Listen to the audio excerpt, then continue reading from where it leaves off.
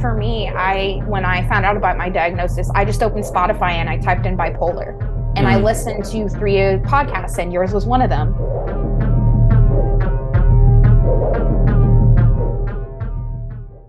You're listening to the latest dose of Bipolar Recorder. This podcast may cause dizziness and blurred vision. Enjoy.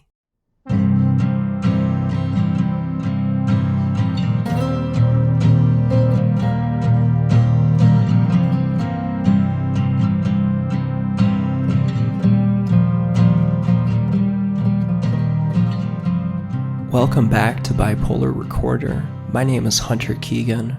Thanks for joining me, and thank you to everyone who reached out with well wishes after the last installment. You all are super cool, and I totally appreciate you. As I discussed last time, I actually recorded a bunch of interviews prior to my unfortunate holiday incident. Today's installment features one of those recordings. On this one, we introduce my friend AR to the show. They are an individual living with Bipolar Type 1. Like so many others who have been on Bipolar Recorder, AR and I originally met through Twitter, and eventually they were interested in coming on the show to tell their story. AR is smart as hell. They were pursuing a doctorate at a major university in the United States prior to a bipolar episode that involved mania and psychosis. On today's show, AR tells us all about those experiences and where they are at now. There are some important content warnings for this one. This installment features some pretty heavy discussion around inpatient hospitalization and psychosis. It also mentions domestic violence and abusive relationships. This is a very eye-opening installment, and I'm sure you'll get a lot out of it. Let's go ahead and get started.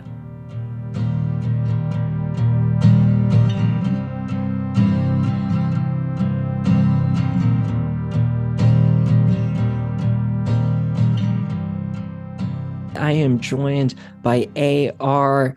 They are an individual living in California with bipolar disorder, and they have decided to come on the show and talk about their experiences with this complicated condition. AR, how are you doing this evening?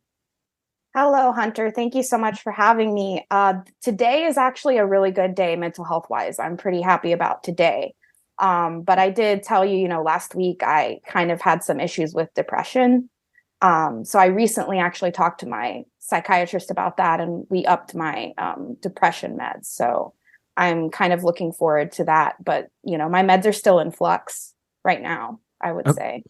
Okay, got you. So you're still kind of nailing that down. And what is your formal diagnosis? Yeah, my formal diagnosis is bipolar 1, and I also have PTSD. Okay, got you. How old were you when you were diagnosed with bipolar? Just last year, so I was 28. Now okay. Looking back, especially when I was around 25, I was definitely experiencing hypersexuality and a lot of manic symptoms. Especially, but you don't notice it in grad school because you work 8-hour days. So you're like manically working and you think, I'm just getting shit done for academia, And so it was really hard for me to notice manic symptoms. But the depression symptoms were a bit more obvious because I wouldn't want to get out of bed. I wouldn't want to shower and that kind of stuff. But I definitely lean more manic. I definitely have. So I had a manic episode that was really bad last year when I was 28. And then I was hospitalized for that. And that's when I was formally diagnosed. Okay, got you. What kind of situations were you getting into during the mania that led up to the hospitalization and subsequent diagnosis? Yeah, I actually deleted a bunch of Twitter posts, but if you had me on Twitter at that time, you would have basically seen it was huge, like notions of grandiosity. I was like, I'm the baddest bitch in the world, this kind of stuff. And I was manic buying dresses. I was at the time, I was actually in an abusive relationship. So there was a lot of abuse kind of memories coming up from my childhood. And so I had a lot going on. I also had a lot of gender identity issues going on at the time.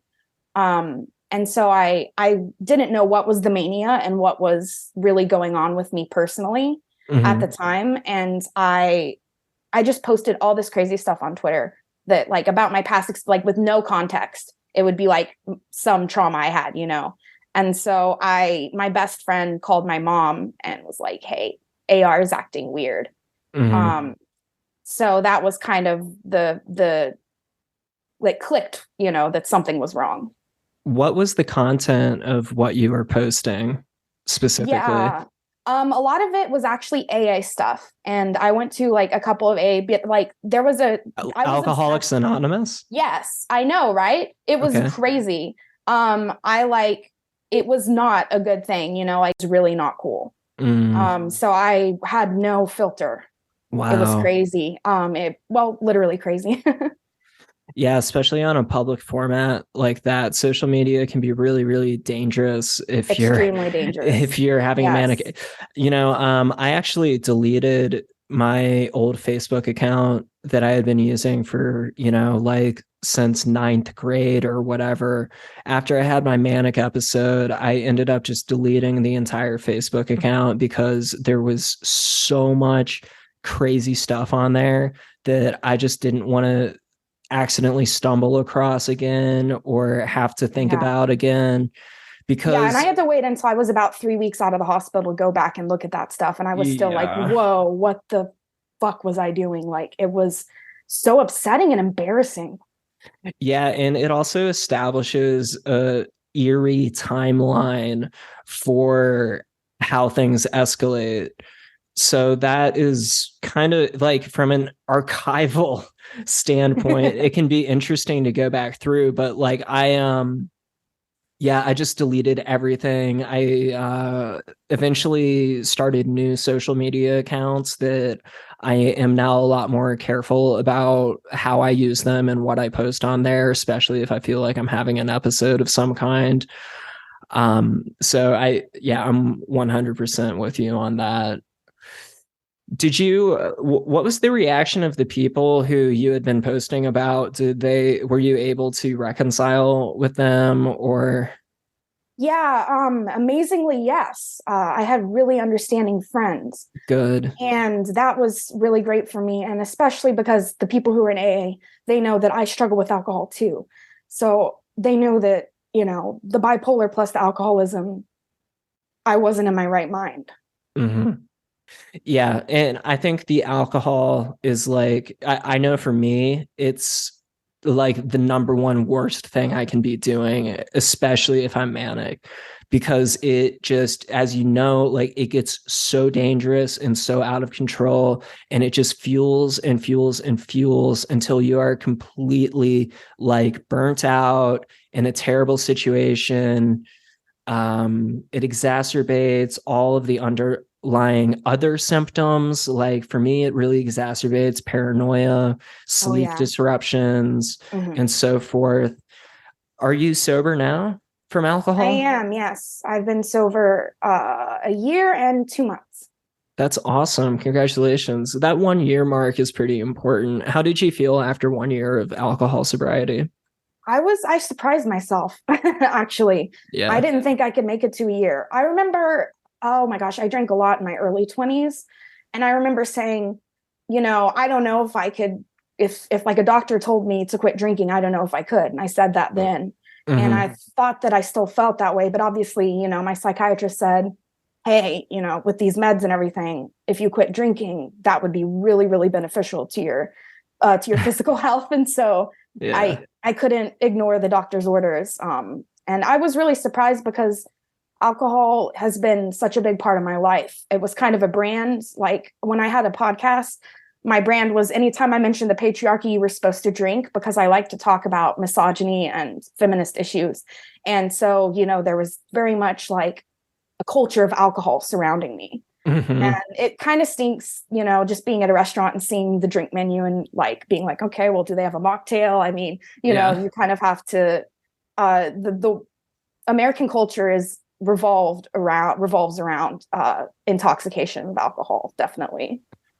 Yeah, I would agree with that to a very large extent. I think that the fact that when I go on Twitter or whatever and I'm getting targeted advertisements for Bacardi, I'm kind of like, really, guys? Because you could also be like showing me something about nutritional eating or something healthy, but it's just so normalized that yes, here is this hard drug.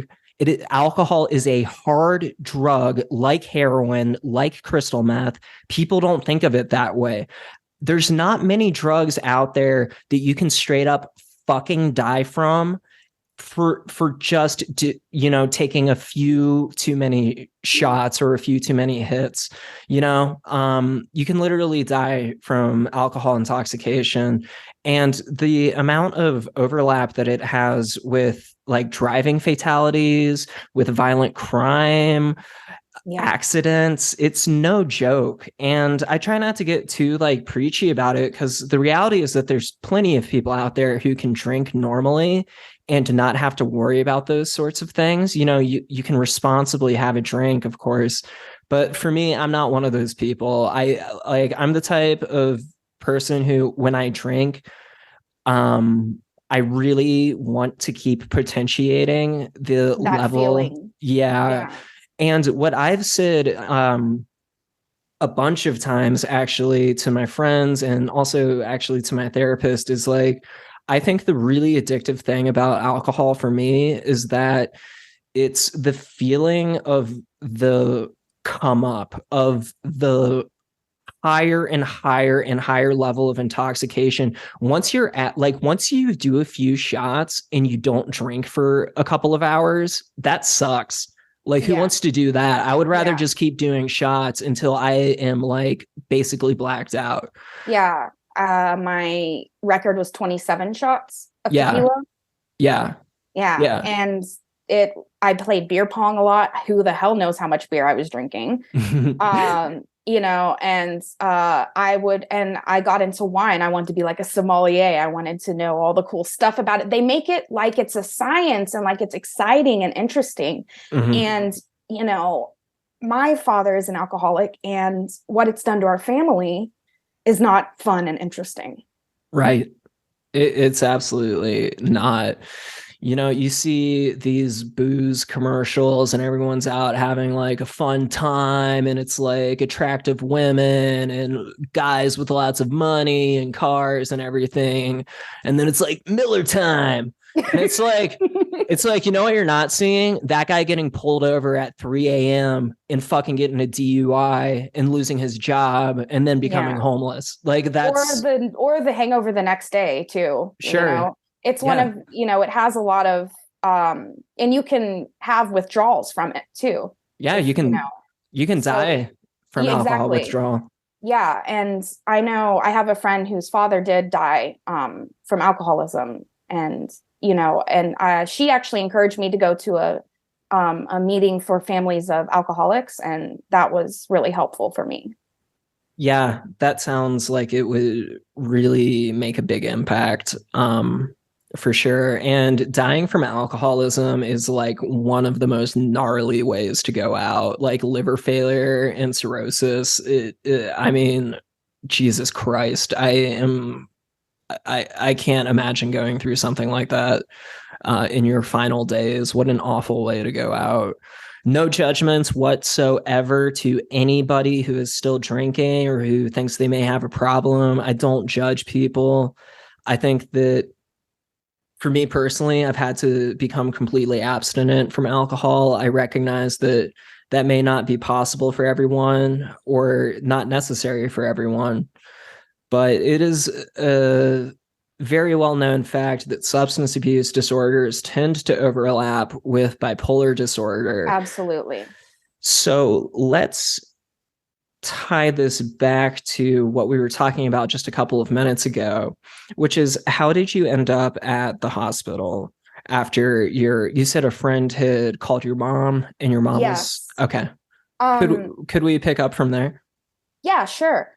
So I was in Chicago at the time, actually, living with my then fiance, now very much ex fiance. And I really was doing all the Twitter stuff. My mom was on Twitter and she was like, what the fuck is happening? And then my friend who's not even on Twitter called her because we were talking on the phone, and I was just, first of all, I couldn't stop talking, just free flowing ideas, no filter.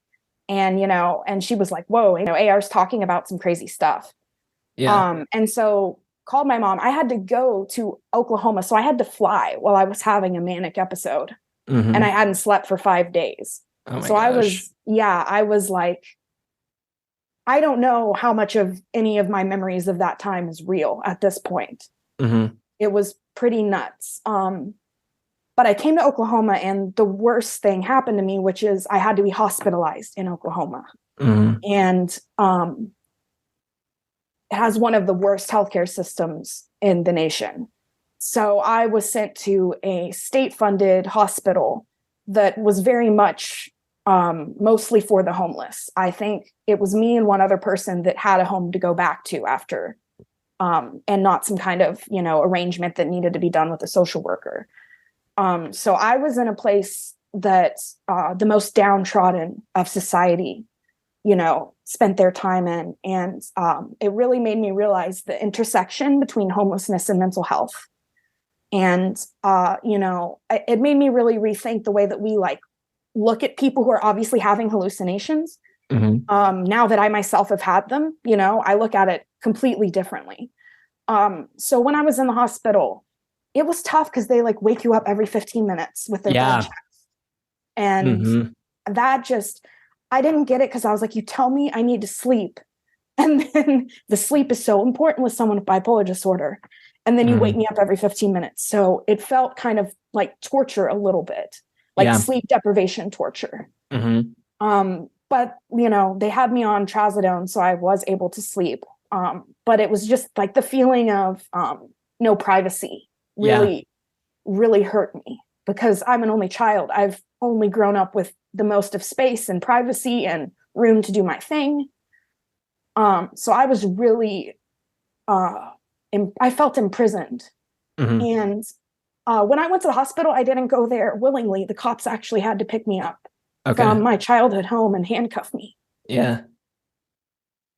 Which was extremely traumatic. Why were the police called?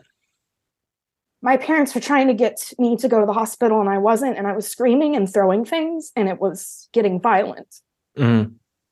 Got you. I had a similar experience with getting detained after a very intense altercation with my dad. And I talk about this very briefly in a couple of other podcasts that I've been on, but the situation had escalated to a point that was not physically violent, but there, I guess, was enough concern from the authorities, as they were, that this guy could potentially be dangerous, so lots of yelling, lots of agitation. My parents didn't see it, but I grabbed a knife. Oh really? So it got Did the cops see that? I got the taser pulled on me. I didn't, not detonated, but they pulled the taser. And if I was a person of color, they probably would have pulled the gun, but that's another story. And I had to drop the knife, and then I had to get down on my knees, which hurt, and put my hands behind my head. And I was like, what? I thought I was getting arrested. Right. I didn't know that they were quote unquote trying to help. Right. Which is why I think that during these kinds of calls, they need to send someone who's a healthcare professional, not just two cops who have had a week's worth of training. Were they like, you're being detained, or did they just kind of handcuff you? They handcuffed me and I was yelling and yelling, and they're like, you're not being arrested. You're not being arrested. They kept saying that. But I still felt, like I was being held against my will. Well, you were. Yeah. Yeah. What was their tone like? Were they, was it trying to kind of mellow you out? Were they very authoritative? What was the behavior of the police like? Do you remember? Yeah, I do. They were authoritative, and the one that talked to my parents, they told me, he was very like, I understand, she's going through something, we're sending her to the hospital, she's not, we don't know where she's going to be yet. And they kind of scared my parents. I know they had to tell them this, but they're like, hey, when she comes out of this, she might not want you to know where she is or want to talk to you. So my parents were like, oh shit, we may not even know where she is. So that was really scary. And the cop, I remember he like put me in the car and buckled me in, and I was having a panic attack, so I needed air. And so I like kept trying to get to the vent, which was on the other side of the back seat. And so I had to like ninja my way out of the seatbelt. Yeah. And I like went over to the side, and then he was starting to drive, and he's like, we need to put your seatbelt back on. I was like, please just drive. I couldn't even explain that like I need air. I was just so out of it. Yeah. Yeah, that's actually, as a matter of fact, that's like one of my worst fears that I've been thinking about lately. Because I'm not going to go into why, but yeah, the feeling of losing your breath, does that happen to you when you have a panic attack? Do you get a lot of like tightness in your chest and stuff? Absolutely. Yeah, me like too. I can't breathe, or I'm breathing too fast, either one. Hyperventilating. Yeah. Yeah, that's a fucking horrible situation. So we had this, so was it just the two cops, or were there paramedics and stuff too? No, they were just the two cops. Just the two cops. Interesting. Okay. So once you got to the hospital, how long did it take before you were able to meet with a medical professional? Yeah, so they had some really great people there to calm me down, and they gave me something that had me chilling out. I was like, ooh, this is nice.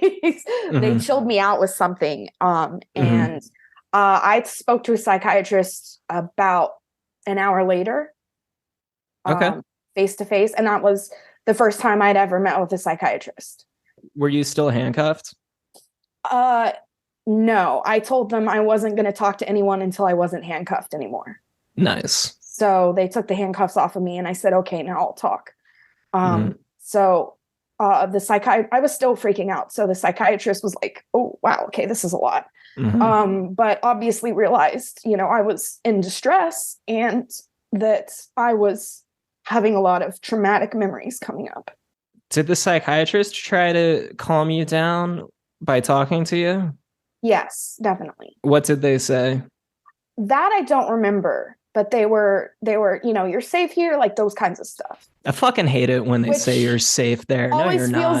It always feels a little, it was kind of infantilizing. You're safe. That's why we have guns and tasers and handcuffs. At that point, luckily, like the cops were gone. They dropped me off and left. I took the handcuffs off and left. Right, but did you feel safe when you were having a panic attack in the back of the squad car? Yeah, no, exactly. So you're safe, we're here to help you. It comes across as complete bullshit if you're someone who's been just fucking brought in the way you and I were. It's not helpful. It's very disingenuous, especially like for me, I was also having symptoms of psychosis, and I was very convinced that the government was after me anyway. And so it was like, oh, like here are your psychotic fears now realizing. And I handled it like a straight up G because I'm very, very good at emotionally regulating. And I know how to somewhat kind of control the way I'm expressing myself, even when I'm manic, to a certain extent. How safe overall did you feel in the hospital after the doctor had told you you were safe and gotten you to chill out a little bit? How were the next couple of days like, and how long were you there for? Yeah, I was there for 5 days. And I think the one thing that made me feel unsafe was that we had to share rooms. So I didn't have my own room. So I was like, you just lay me next to this person who could be violent. I don't know who they are or what they want. And luckily I had a roommate who was very depressive and just slept all day. Awful for her. But for me, it was, kind of nice to not have to worry about like a violent person, There was one person in there who I was threatened a couple times, and I was hit in the back of my neck once by someone. Another patient? Another patient, yeah. What happened then? There was a trans kid that was there, and I'm very passionate about trans kids. And so she was confiding in me, and she was like, "Can I have a hug?" And I said, "Of course you can." And so I gave a hug, and then she was like, "You lay off her," and then like hit me in the neck, and the body, like the security was on it pretty quickly. But it was just like you're saying about feeling safe. I felt like I was on the schoolyard and there was a bully or something, and they were like, "Hey, feel safe." Yeah. Yeah.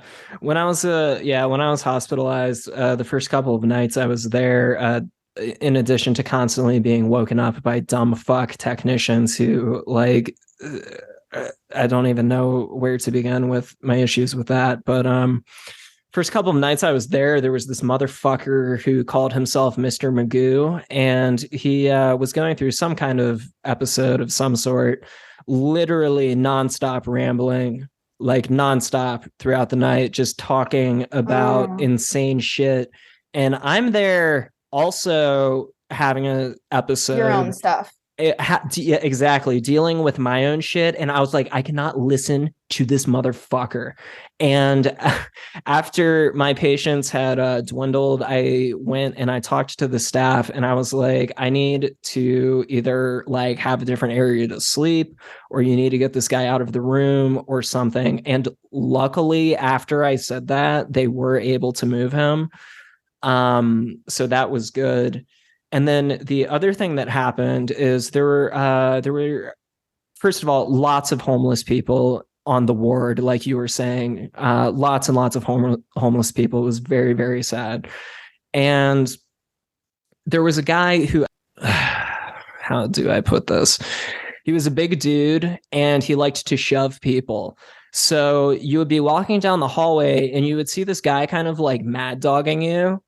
And I'm kind of like scoping him out, like, what the fuck? And another patient there was like, "Hey, just so you know, like that guy like physically will touch you if like you go by him." And I was like, this is fucking insane. Yeah. What? Like, this is supposed to be medical treatment? Are you fucking kidding me? I was told by someone, "Oh, see that guy? We called him Frenchie," and I actually became friends with him. But they were like, "That's his table. Don't sit at his table unless he invites you." I'm like, "Oh my god, is this like Mean Girls? What the fuck is going on?" I was there was that, and then there was also the nonstop talking reminds me of the guy who thought he was the Joker, and he was just talking constantly about the Batman and about his plans and everything. And I was so scared to say something, but I made friends with someone who she was 18 and homeless. It was just awful. Her parents kicked her out, and she had been in an institution like this, and she just looked up to him and said, "Would you shut the fuck up?" And then he shut up, and I was like, oh my gosh. Like, I was so scared to say anything, and he just went, "Okay," and walked away. And then the people who I didn't expect violence from would be violent. It was, my judge of character was like completely gone there, because everyone was at completely different levels of sanity. So you just didn't know. Like, there was one old lady there. This is actually a sweet memory, if we can talk nice memories, Hunter. She had dementia and schizophrenia. So that's a really hard patient to take care of. And so she would just walk the halls a certain way and touch the wall the same way. And that's all she did all day. And I didn't think she was listening to anything anyone was saying. But I was sitting there going, "I really like these chips. These chips are good. I finally had a good snack, like for the first time in 3 days." And so I was like, "These chips are good." And she came over and just gave me her bag of chips. And I was like, "Oh, that is so sweet." She probably doesn't remember her own name. But she heard that I like the chips. And so, gave them to me. Yeah, small things like that when you're in a completely dystopian scenario really speak volumes. I survived on the TV too, because they were playing Charmed and they were playing music videos from MTV. So I was like rocking out to Lil Nas X, then watching Charmed, watching my witchy girls kick ass. So I really liked that. One thing I kind of wanted to talk about is the gender discrimination. Like there was a men only over here and women over here, and someone who is gender nonconforming like me. I was automatically categorized as woman. So I was in the women's ward. And the dudes' TV often had better TV on. Like they had Mulan on, which is my favorite Disney movie. I was like, I'm so sad right now. Watching my favorite Disney movie would be amazing. But it's like, oh, you can't go because this is the male side. So I felt really like weird because I was going through a lot of gender issues. And this place was telling me, female or male, and that's it. It's a thing that would bother people, including me. It would, yeah, it would definitely bother some people. And with all sorts of sexualities, just going by male and female, that doesn't mean you're not going to have people trying to fuck. Because I know that's what they're trying to stop, is the main thing they're trying to stop is sexual assault and, violence. So that's why they check on you part of why they check on you every 15 minutes and why you can't go into other people's rooms.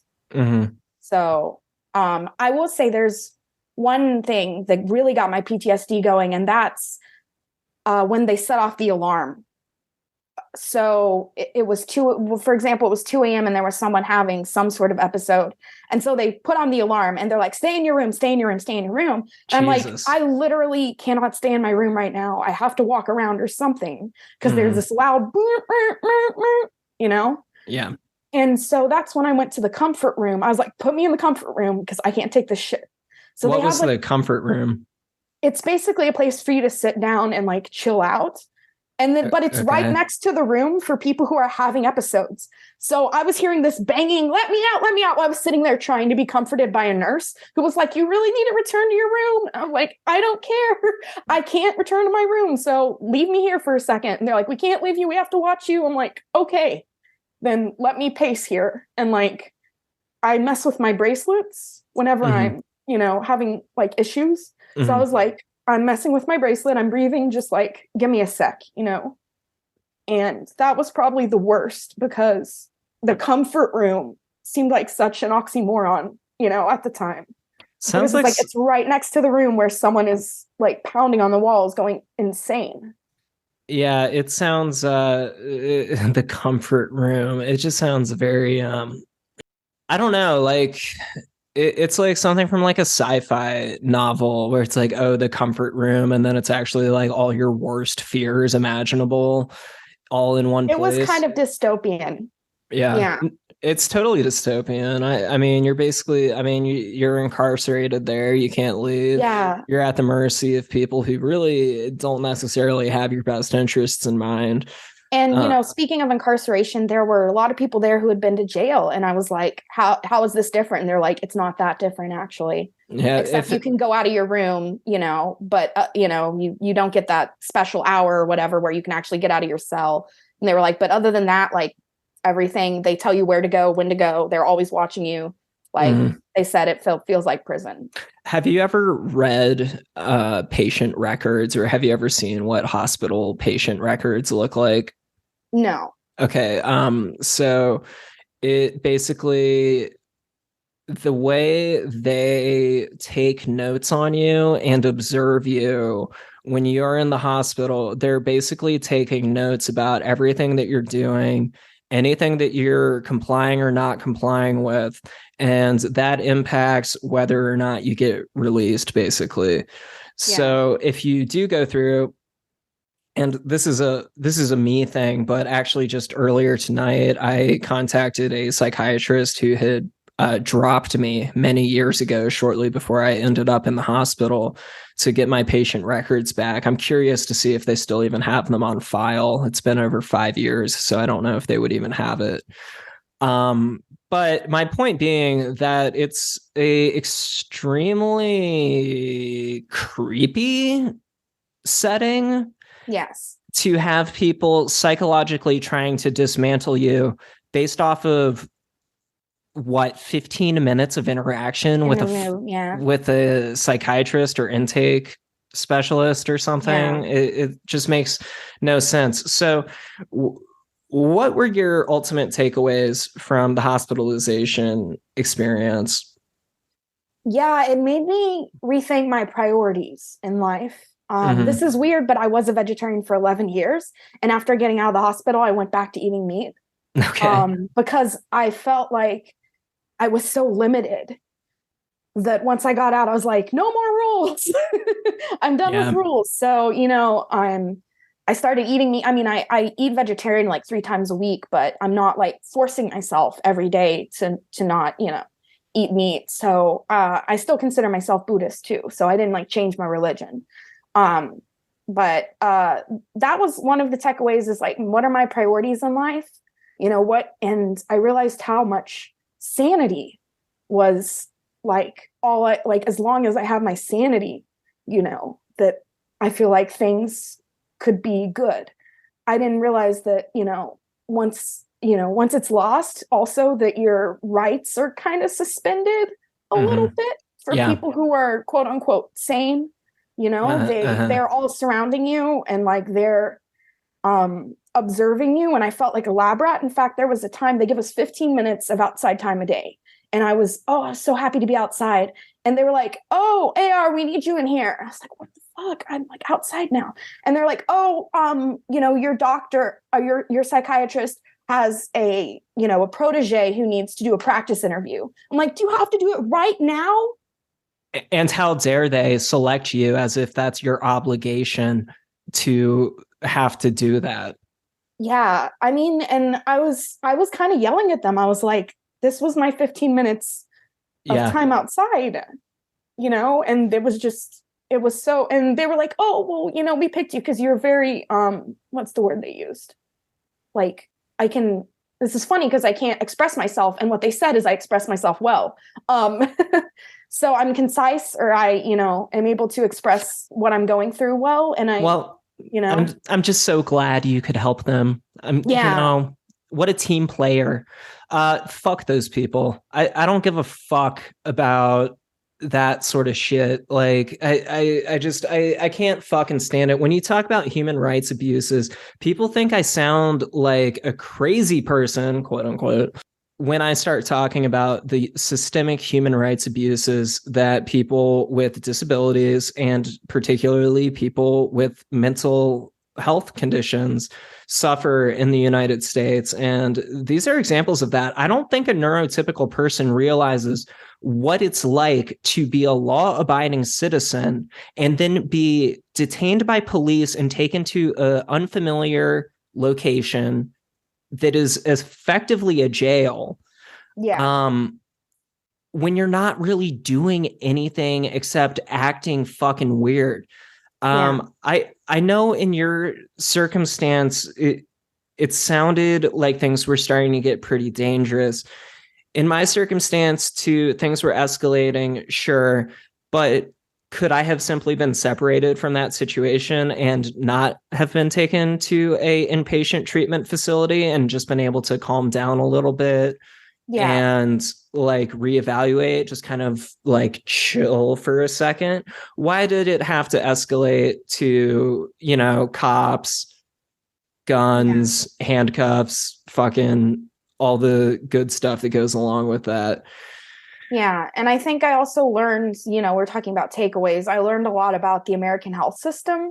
And so in Oklahoma, and it really depends on your zip code and what state you live in. In Oklahoma, my mom was, before she told me to come back, I was coming back and she's like, "I'm going to get her an appointment with a psychiatrist." Right.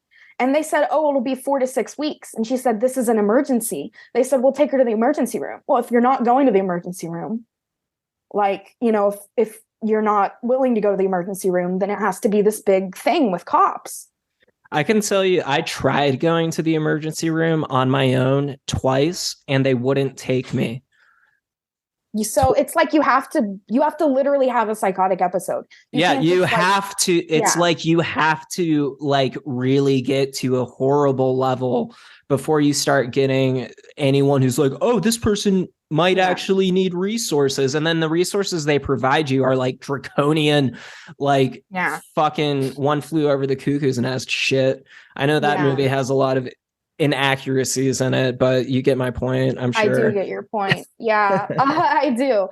I also think that now that I'm living in California, it's quite different, actually.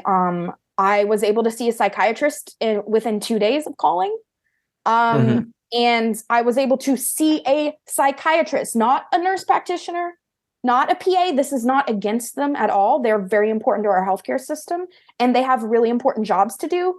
But when you're someone with bipolar 1, it's really, we need psychiatrists. We need specialists, you know? Mm-hmm. But with bipolar people, or people with bipolar, I think that we should obviously have a psychiatrist, you know, easily access a psychiatrist. And I had to have a psychotic episode in order to even be assigned a psychiatrist in Oklahoma. And even then, you know, they only kind of kept me for so long. And so they have like all the psychiatrists there at that one hospital.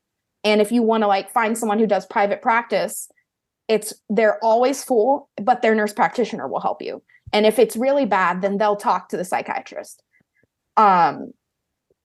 Yeah, that's not going to work for someone who's having acute mania, for a nurse practitioner to then have to consult with somebody else. It's like you're talking about each day can make a really big difference. I agree with you completely. I think it's important for people to understand the differences in qualifications and levels of expertise when it comes to, for example, even the difference between like an MD and a PhD. There's a lot of people out there who don't know the difference, don't even know the distinction between those different types of doctor. Yeah. You know? And I think it gets really hard for lots of people to navigate the services that they need, because for a serious mental illness, especially one as complicated as bipolar disorder, I really, really think it's important to be with a fully trained and licensed specialist to achieve a high quality of care. And that would be a psychiatrist.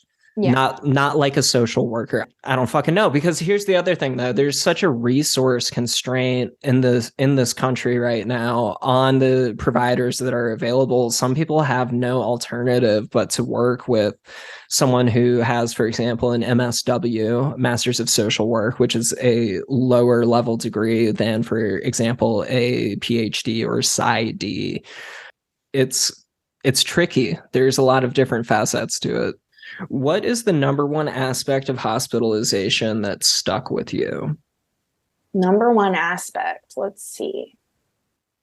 I think the lack of privacy is what really stuck with me, and it made me very, very happy that now I'm currently living in a house and I have a lot of privacy. And it was really, I was in a 1-bedroom apartment at the time of my manic episode. So it was, you know, so one of the things that got better was the amount of room that I have. And I think that it also, I know you said one aspect. I mean, if you have more, that's fine. Yeah. And I think another aspect just is that a main takeaway that I took was just the absolute like crisis that is homeless mental health. You know, it was in my hometown in Oklahoma that I stayed, and I've pretty much decided never to go back to Oklahoma. So like that's kind of something that, and it's not just because of the hospital stay. It's because of a lot of other factors. But anyway, main thing is my healthcare. You know, I need to see a psychiatrist and I need to have my meds. And I also want to see a therapist as well, which I recently started therapy. And so I was able to have those things here in California. So, and you know, back in my hometown, back to the homelessness, just for 1 second, I saw 2 people out of the hospital after being out. I saw one person and they like had their car back and they were doing well and they were bipolar like me and they were taking their meds. And I was really glad to see that. And then I saw another person who unfortunately had returned to the streets and was not taking their meds. And I saw them and I greeted them and they were completely out of it. Like, you know, and I was like, oh, this is not good. It really broke my heart to see that. And so I didn't realize how much, you know, the mental health care system is kind of the main like thing that's quote unquote taking care of the homeless people. And yet it's so so terribly ineffective. Yeah. Yeah, the homeless situation is extremely complicated. I worked in social services for about 3 years and had a lot of interaction with individuals who were unhoused or homeless. I'm not even sure what like the politically correct term for that is these days, but a lot of individuals who were living on the streets and Yeah. really, really needed help. And the barriers that someone who has a serious mental illness and is living on the streets, the barriers that they are encountering to have any fucking chance of recovery or maybe getting a job or being able to provide for themselves, it's really low. Yeah. It's really low, and that is just a huge tragedy, and it's another thing that lots of people don't think about, and it's another common outcome. Well, I don't know if I should say common, but it is a very real outcome for many people who have serious mental illness and don't have like a safety net. They don't have like a savings account. They don't have family who they can rely on, and very sadly they end up on the streets without medication, without therapy, and they're the ones who need it more than anyone else. Like they are the most critical cases. So all sorts of problems are pervasive. One example, I'm on something called Medi-Cal, which is the California state-run healthcare, and I know that sounds terrible, but it's actually really good. I've paid $0 for my meds or for my doctor's visits, but their basic Medi-Cal is what you have for the homeless people. And to get an appointment is a 3-month wait, at least, just to get an appointment anywhere for any issue. Yeah. So people with an address, right, who are able to apply for the county healthcare Medi-Cal, they can be seen in the same week. But you have to have an address. You have to physically have a home in order to do that. So there's so many barriers that are set. And so to think, oh, what's these crazy, I hate using the word crazy, but these, crazy homeless people, why don't they just take their meds? It's not that easy getting them and then consistently getting the healthcare you need, not just when it's a crisis, is hard. Or just getting on the right meds in general can take years and years for some people. And if you're not housed, then like what are you going to do? So you brought this up just a couple of moments ago, and I wanted to talk to you more about some positive vibes since we've been going through this highly intense trauma. By the way, did you feel physically tense at any point while we were just talking about all of that? A little bit of my shoulders. Yeah. Yeah. I felt very tense in my chest, and I felt my heart rate elevated actually. Because like it's traumatizing stuff to talk about. It is. It's hard. Like I was saying earlier, I'm good at emotionally regulating, but talking about hospitalization and especially involuntary hospitalization seriously freaks me out. So let's transition to some good vibes, which would be that you are now in therapy for what I believe is the first time, right? Yeah, I would say the first time really seeking it out and making it a part of my life. When I was in 5th grade, they sent me to anger management and I had therapy there. And I was really angry that they sent me to anger management, which is kind of, that's a little bit, a bit ironic there. And when I was 21, I went in and talked to a counselor at my university at the time. And I went in and first of all, she said I have anxiety and offered meds.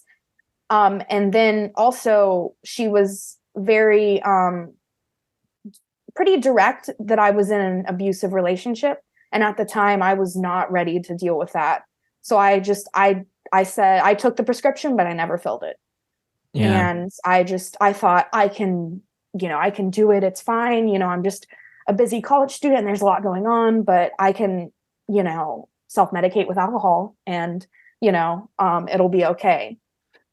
Not to get sidetracked, but would you like to share what type of program you were in, the type of degree you were pursuing? Oh, okay. Yes. So I was working on my bachelor's when I was, which was when I went in to go, and I got the prescription, didn't fill it. But then I did my master's in Colorado, and then I worked on a PhD for 3 years here in California. Yeah, and a PhD is no small undertaking, and for privacy reasons, we don't have to go into specifics, but you were studying a very advanced area that, like most people, would not even know where to begin with. So you're very highly educated, you're very intelligent, and look at these conditions that we still live with. Right? Yeah. These issues impact everybody from all socioeconomic backgrounds. So regardless, it's not just people who are on the street. It can happen to anybody. In terms of the therapist who you're currently seeing, what are your impressions so far? Yeah, so we've only had one session, but she's very respective of my gender identity, which is really important to me. And she also, I think she's very understanding. And the most important thing is she's a good listener, you a lot of times you just want someone to listen to you, and you want to be open with someone without, if they're your family or they're your friends, you just have a different relationship, with your therapist. Cause I kind of had that from 5th grade. Miss B was her name, and she, we had a good relationship. And so if you trust someone, then you can really be open with them and you can heal. Absolutely. What do you think the first thing you noticed about the therapist was? Like a trait or quality that appealed to you? Yeah, I would say compassionate. Because I was talking about my difficulty with relationships with men. I am pansexual, so I'm attracted to anyone pretty much. But my relationships with men have been particularly abusive. And so that's actually where we started, was with that. And so we're dealing with a lot of memories of verbal abuse and memories of times where I was put down and made to feel lesser than.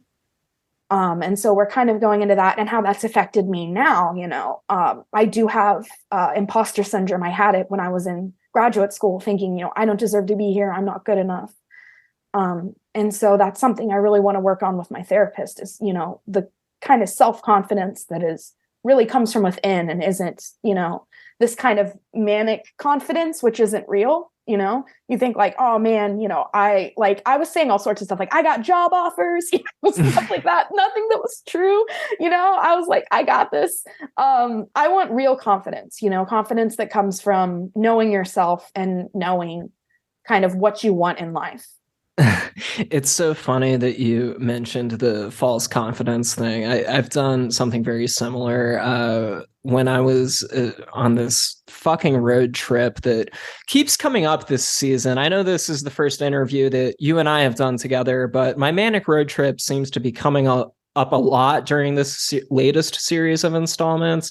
Yeah. But when I was I always love hearing about it. I do, because it's when people ask, oh, so what's a manic episode like? A lot of times I'll just be well, my friend Hunter went on this crazy road trip. I'm oh, wow.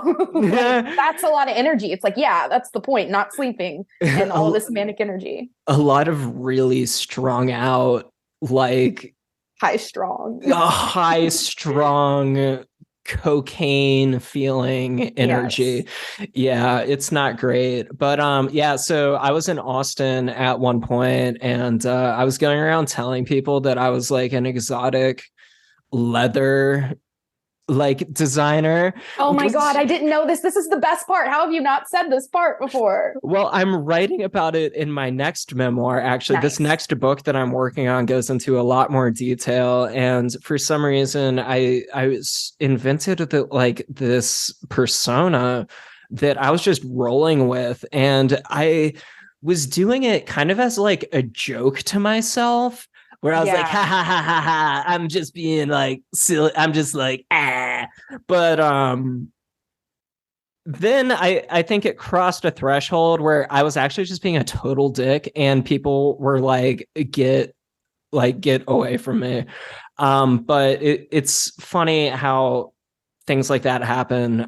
Yeah. So I don't know. I've done that too. in the past. I get it. I've been there.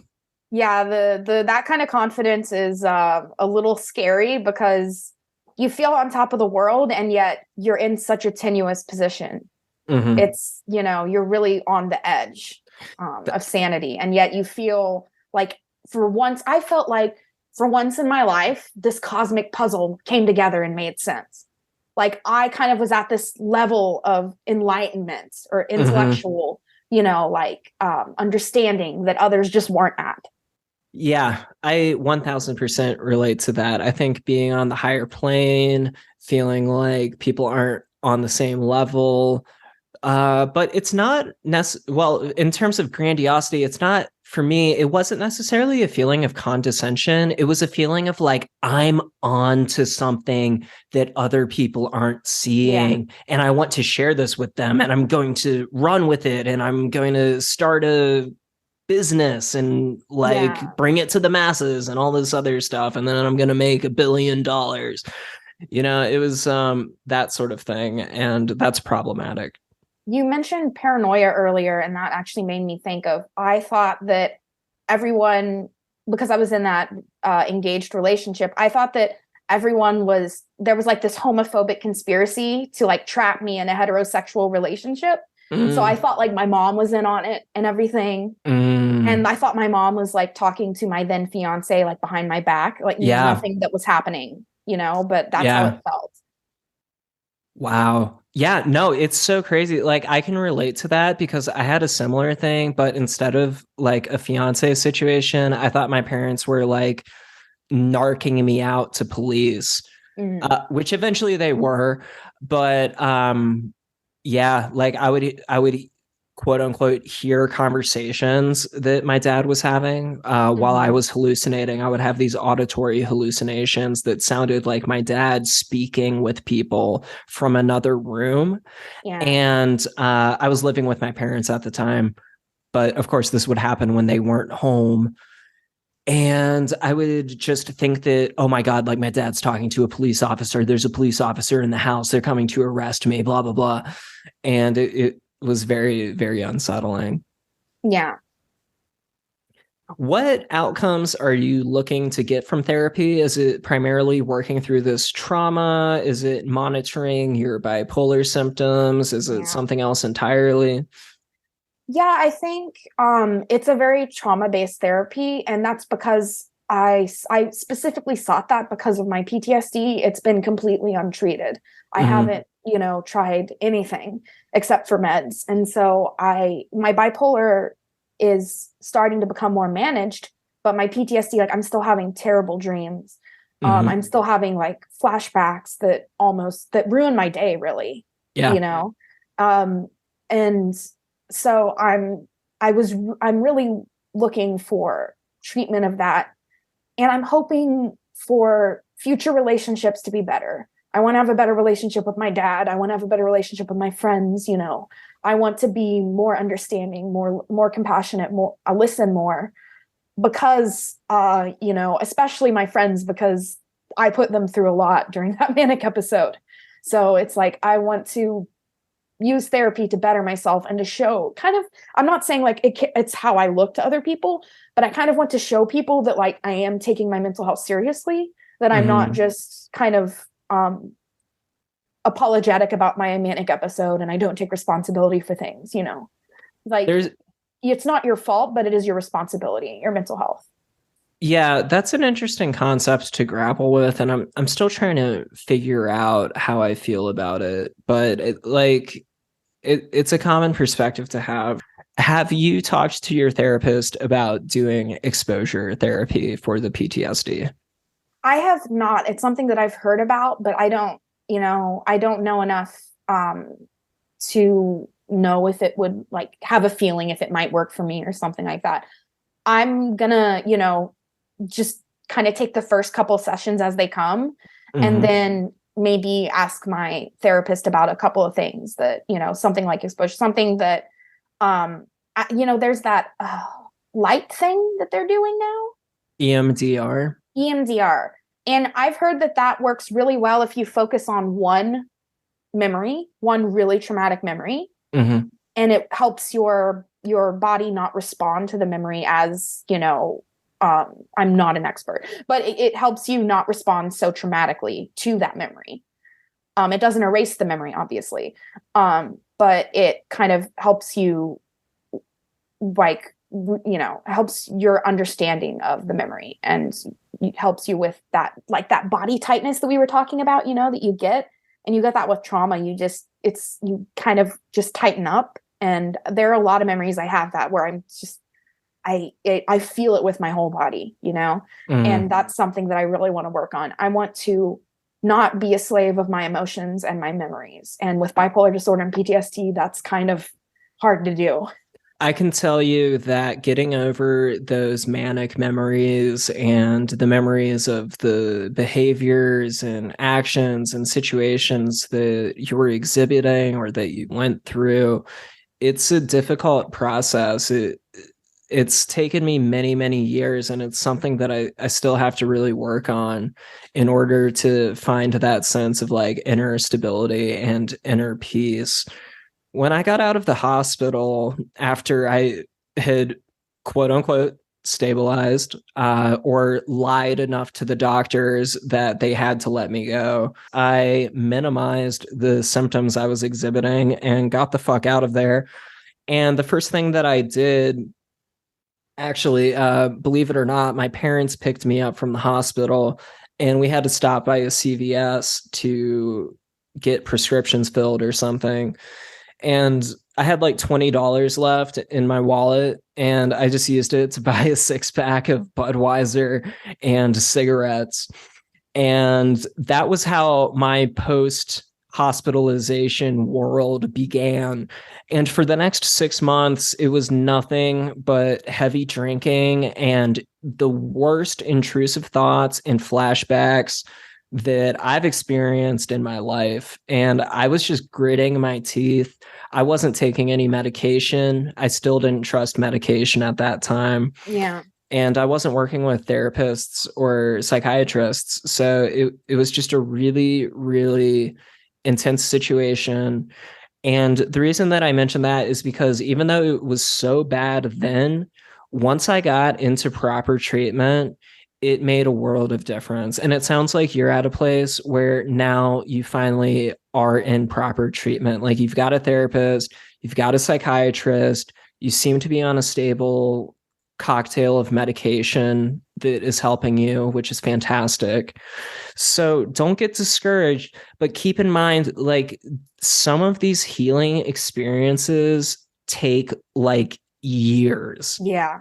Like it's really crazy. Definitely in it for the long haul. Yeah, that's why after my diagnosis, I knew I was going to need to get therapy, but I really put it off because I was still kind of going through some things in my mind of like some memories and what was real and what wasn't. That was the first thing I needed to do was what is a real memory and what is something that, because I would literally, like, for example, I had a false memory that I had a cousin who shot himself, and like I could remember exactly what he looked like, and then he shot himself, and that cousin doesn't exist.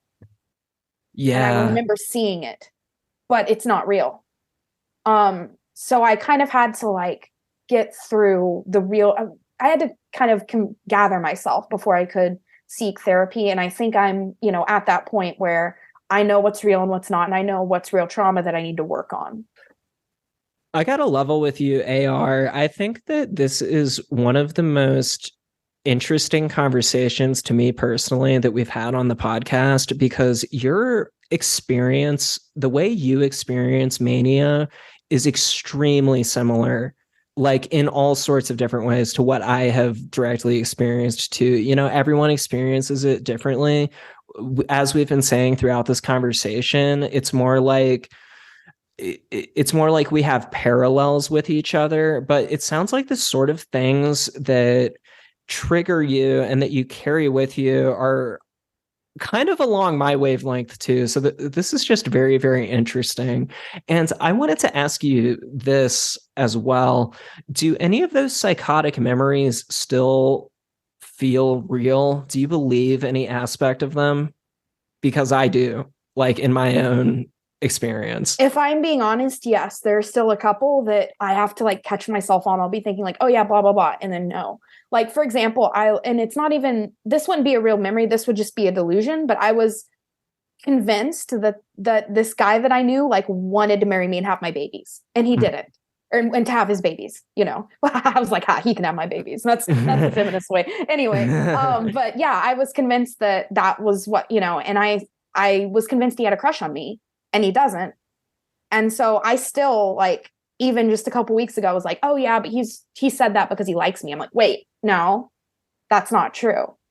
So, and that notion that he liked me was kind of egged on by my fiance. And I think my ex-fiance, I think he has some issues mentally with mental health, because he like actually made my psychosis worse. He like egged it on in a lot of ways. Mm-hmm. Was he like gaslighting you?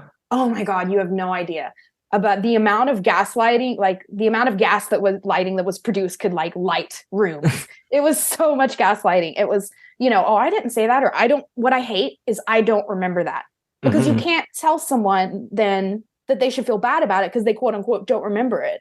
Yeah. And that's also with alcohol, you know, that there will be people who will drink and then they'll do or say something and then they'll be like, oh, well, I was drunk, I don't remember that. And it's like, yeah, but you should still take responsibility for your own actions. Yeah. Yeah. Gaslighting, for people who don't know, is when someone is trying to make you feel as if you're losing your mind when you're really not. And it's a very common thing that you see Abuser with tactic. abusers. Yes.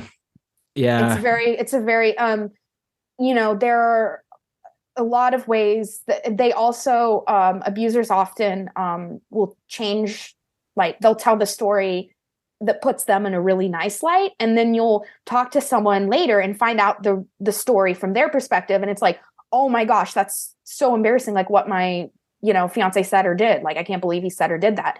But then he would give it to me in like this really nice picture that wasn't true. And so I used his last name. I said, you're blanking a story, you know, you're changing it. And he would be like, oh, haha, I guess I am, you know. And it's like, oh my God. And, you know, I would say something and he would like say he talked to someone and they said that I was wrong. And then I talked to that person. They're like, we never talked about that. So yeah, gaslighting, a lot of it is that it's kind of trying to make it feel like you have a problem with what I'm doing because it's your problem, not because it's what I'm doing. It's a way of deflecting blame. And narcissists do it extremely well. It's a way of assigning blame to you as well, because it's as if their reaction is your fault. You know what I mean? Yes. So from a psychological perspective, it's fucked. And I can't imagine having psychosis and then also actively being gaslit at the same time. So here's my thing. I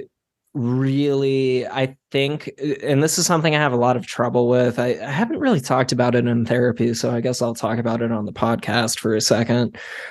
But there's a couple of key incidents from when I was having a active psychotic manic episode in like, oh gosh, this would have been in like right before I got hospitalized in May of 2015. But there's a couple of incidents where I know that, like, yes, I was experiencing delusion. Like, now I know. I was like, okay, like, this was a delusion. This was a hallucination. But there's a couple of things that even when I objectively look back at them, I'm like, that's really weird. Like, that's suspiciously like something that I can't just explain away. There was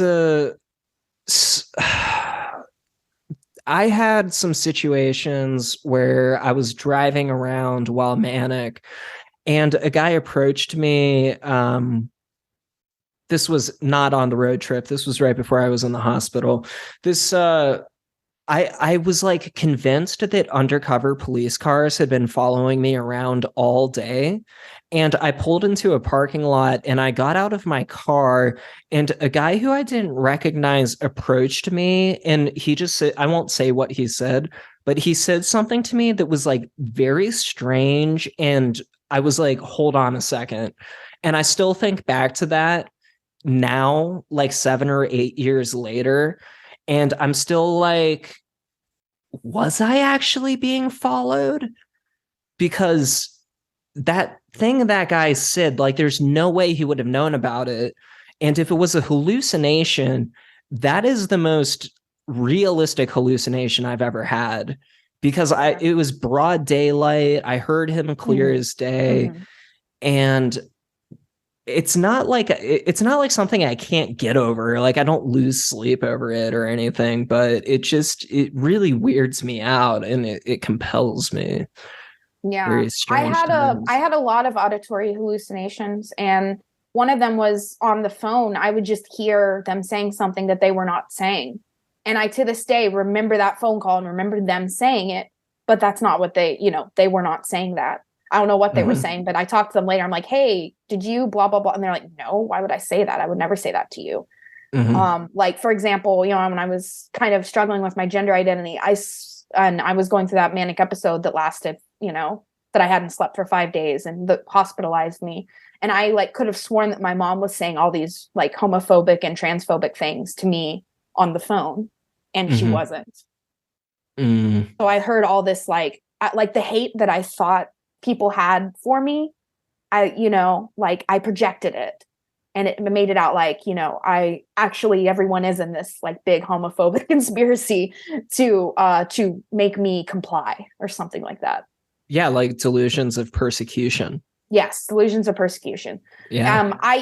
This is so embarrassing. This is still really embarrassing to this day, but I called my best friend and left her a message while I was in the hospital. And I was like, this is my letters from Birmingham moment. That is fucking funny. That's like on so many levels. I am a middle class white person who like has not had any, hardships really. It was insane that I did that, literally. So I'm still embarrassed by that kind of stuff. I'm like, I can't believe I said that. And to this day, like, I had one person say, hey, did you mean that blah, blah, blah when you said that? And I'm like, I don't even remember saying that. I said like I just spread everyone's secrets. It was really weird that like, that's the way I decided to do it. It was really strange. Speaking for me, when I found out about my diagnosis, I just opened Spotify and I typed in bipolar, and I listened to 3 podcasts, and yours was one of them. And it made me feel not so alone. And I was hearing a lot of resonances. And what I love about your guests too is often I disagree with them. And I love kind of thinking about debates, like how would I like phrase my argument to them? I was in academia, so I automatically think about kind of the discourse that a podcast like this starts. And I think that is a good goal to have, is something that can kind of, I'm hoping even maybe this episode is helping someone right now. I don't know. They're listening to this, go, wow, AR's right about this, or wow, I don't really agree with AR about that, but their experience is there, their experience is recorded, if you will. Yeah, absolutely. I think that you're absolutely helping people by sharing your story. I think that a lot of people aren't aware that, AR could be walking down the street. You would never know the sort of things that they've been through. You can never judge a book by its cover. I'll throw that cliche out there. Cliches. Yes. Okay. What kind of self-care are you practicing right now? Ooh, that's a great question. I love doing my nails. My toes are always done. And lately I've been also having my fingernails always done. So cool. I really like it's a way to chill out, watch some TV, just do my nails. And I also do a lot of self-reflection and meditation. My Buddhism for me is self-care. And I've actually, a lot of the kind of like CRT and DBT, the dialectic behavioral therapy, and what's Cognitive behavioral therapy. These kinds of things I I didn't quite like resonate with me until I started looking at them through Eastern practices. And I realized actually, Hunter, that I was self-medicating through meditation. I was actually, I was confronting my bipolar and confronting my mind without knowing it. I was able, when I, would have what I now know are anxiety attacks, I would like work on breathing, work on calming my mind, work on centering myself. And so for me, self-care is also that yoga session with some meditation afterwards. That really gets me. And my dog is my self-care. Mushroom. Yes. He is a real blessing. And I think that he rescued me, even though he's a rescue dog. He's wonderful. Officially my emotional support animal. I have a letter and everything. So he's officially a working dog, and he does his job every day really well. That's fantastic. Oh, and also some self-care is not having toxic people in your life. I've had to cut out some people, a lot of family members too, because of just the, homophobic things they would say or ask, or because of, abusive things that would be said that are obviously meant to tear me down. Then I just don't talk to those people anymore. That's and good. I literally have just, like, my aunt, she messages me maybe every year trying to like establish contact, and it's been 5 years and I have never responded to her. Wow. So I think that to me is really self-care. And there is not a day really that I miss the people I haven't talked to, because I realize that the toxicity they were bringing into my life was actually bringing me down. I thought, like, my first ex, I thought I couldn't live without him. And then, the day that after we broke up, I realized I could totally live without them. Right. So, I've had my ex-fiance that I talked about, obviously I still don't talk to him. Even though he used one of those apps that makes your phone number come from a different phone number and tried to call me for a week straight. Yeah. And that was fucked up. And so, and I still have my first ex from undergrad. He still contacts me once a year after it's been 8 years. And we did not have a happy breakup. It was a very, very, dramatic and very abusive and very, like, it's not like we ended things friends. So it's weird that your abuser goes like, hey, what's up? Yeah. And of course, dead naming me, hey, what's up? It's like, hi, get the fuck out of my face. I don't know who you think you are. So for me, that's a huge part of self-care, is really looking at who is in your life, and are they bringing, like that one organizer, does this bring you joy, right? So ask yourself, is this person making your life better? After you talk to them, do you feel exhausted? Do you feel like maybe they were just talking about their shit the whole time, and maybe they were shitting on you and you felt bad? How often do they need you, and do they, kind of pay you back? I'm not saying that you have to keep points, but is this a one-way street? A lot of my friendships, in undergrad, and a lot of my family members, they expected full loyalty and would not give it back. So, so I think that having toxic people in your life, and I think everyone listening to this has at least one toxic person in their life, just statistically, because of, you have an average of, I think, 6 to 10 friends, whatever, and definitely you have one in your family. That's for damn sure. Yeah. Fantastic advice. Are you working on any projects right now that you would like to plug for the audience? I had a nerdy podcast, and I have a whole year of content there, and it's at Amy Blackfire, AEMY, and then Blackfire with a Y. And that's it's about Avatar: Last Airbender, Game of Thrones, a little bit about Degrassi. I don't know if you've heard of that. It's a Canadian TV drama. I talk about a lot of things there. But I think that probably my personal Twitter, I also want to plug Amy the China, GEE1. It's supposed to be geek, but with a 1. And that's where I show my mental health journey. So that's where I'm going to be like posting about, changing my meds. I'm doing great, or not so great today. So kind of updates. And I really am getting more involved in mental health Twitter, which has been nice. Although sometimes it's kind of toxic. So you have to choose don't just follow everyone is what I'm saying. Yeah. But as far as personal projects, I am writing a fantasy novel. And I am hoping to actually, when I have something more solid, actually seek out an agent and see if I can't get that published. How far into the novel are you? I'm about 150 pages into it. Oh, nice. Yeah. Okay. Wow. So it's a book. I mean, it's already like past novella length. Yeah. So it's definitely like a novel. And because I'm an overachiever, I already have like a trilogy planned. So it's like one of three. And I have like points where I like in the second book, I want this to happen. In the third book, I want that to happen. But I don't constrict myself by what I originally intended. If the character is going some other place, like I just kind of let the story naturally unfold. And if it feels wrong, then I delete it and I write something else. And then if I don't like that, I edit it a little bit and then maybe delete it again. And that's writing to me. Is you were talking about self-care earlier, writing is really self-care for me. And I wrote today for the first time in 2 weeks and it felt amazing. And I just got one scene done. It was like a page and a half, but it made me feel like so good because I had been in a depressive episode. And so when I'm depressed, I don't write. When I'm manic, I write too much. And when I'm stable, I write a normal amount. Nice. Writing is definitely a great outlet. Obviously, I'm a big fan of writing to process things as well. So your podcast, what's the name of it again? Amy Blackfire, AEMY, and then Blackfire with a Y. It's a name that's like, if you know Game of Thrones, you would know the reference to like putting AE in front of things. Like there are people named like Aegon and like Aemon and Aemond, like AE. So I just changed, my original name with that. Okay, got you. Well, we'll definitely put those in the episode description. As I always like to remind the audience, we can always find our guests' info in the episode descriptions.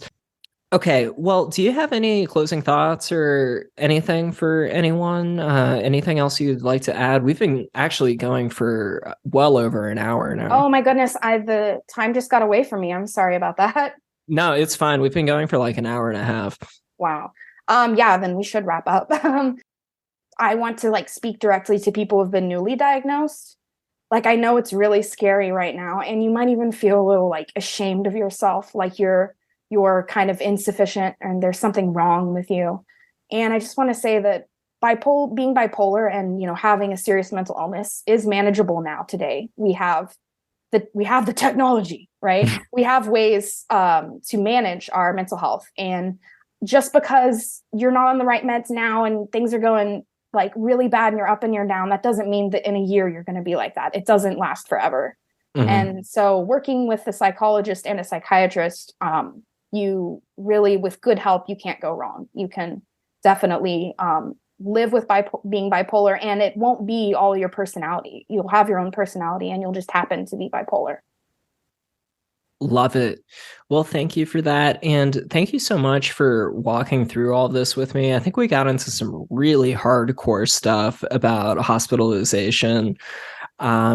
Super brave of you to talk about that so openly. And I really, really appreciate you coming on and sharing your perspective on all of that. So this has been a great conversation, and I would just like to thank you one last time. Thank you, Hunter. Absolutely.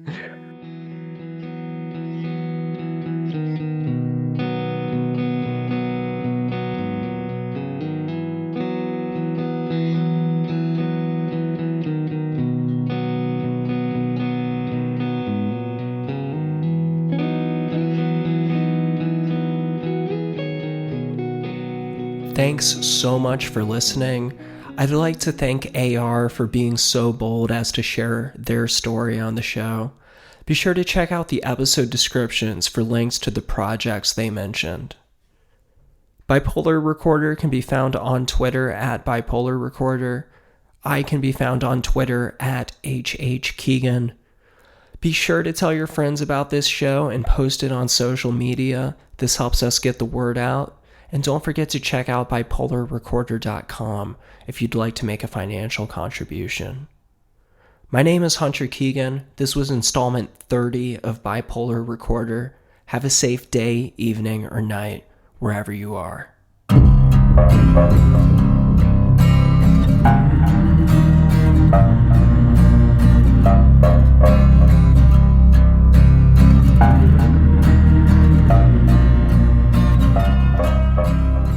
Bipolar Recorder is a listener-supported show.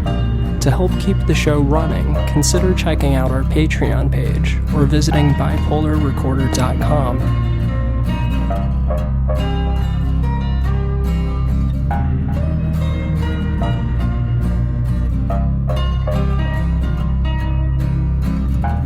Unless otherwise stated, the hosts and guests on Bipolar Recorder are not licensed mental health professionals.